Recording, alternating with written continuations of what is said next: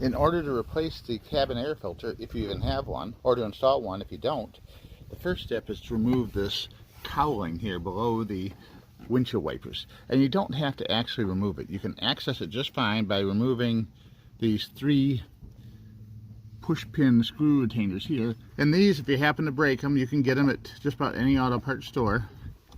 Turn them with a screwdriver until they start coming out. And if they don't come, sometimes they'll be stuck in there, wore out, they won't come out like this. You'll have to like maybe push from underneath on these. You can reach underneath and push up on the screw part with your fingernail or a straight screwdriver. Worst comes to worst, you can just pop them out and break them and get a new one. But once you get the screw coming out, you can grab a hold of it, then pull it all the way out. I've got the cabin filter out. You can see physically it looks to still be in pretty good condition, but if you look down at the vents in it, they're all totally gray and very dusty. Now, a lot of the cars don't even come with cabin filters nowadays, but you can always add one into your Ford Escape or Mercury Mariner, or you can just take it out and leave it out. You don't have to have one. Here, now we can compare the two. I don't know if you can see it very well. There's the old one. Here's the new one, and you can see how much brighter and grime free the new one is compared to the old one.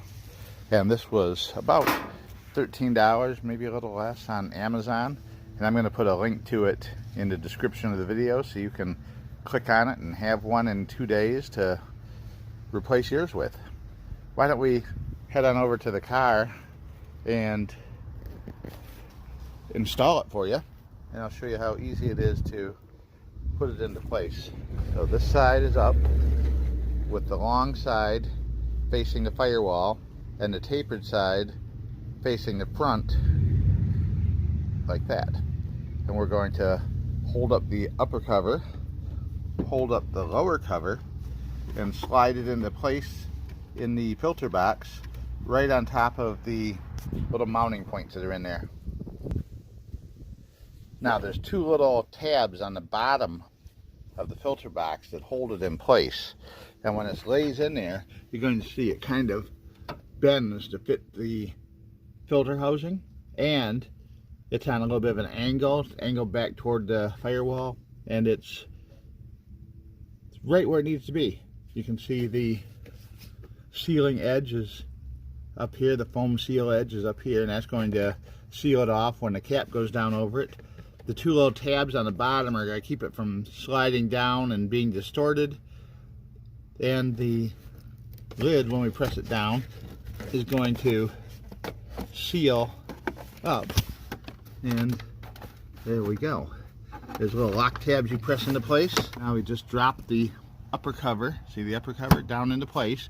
I didn't even take that fully off. You could take it fully off, but all I had to do is remove 1, 2, 3 of the push pin screws. I actually removed 4 because I wanted to make sure I didn't take a chance of cracking that trim cover. The installation procedure is just reverse.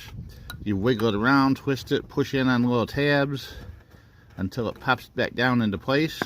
You put the center expanding screw back in, and you can either twist it and screw it down, or you can just take it and push it down quickly, although that can damage the threads in it and make it hard to get out the next time you have to take it out. Really, it took me about 15 minutes. I got a new air filter, and it's good to go. You can do it, save yourself some money, and have nice fresh filtered air inside your car. Thanks for watching.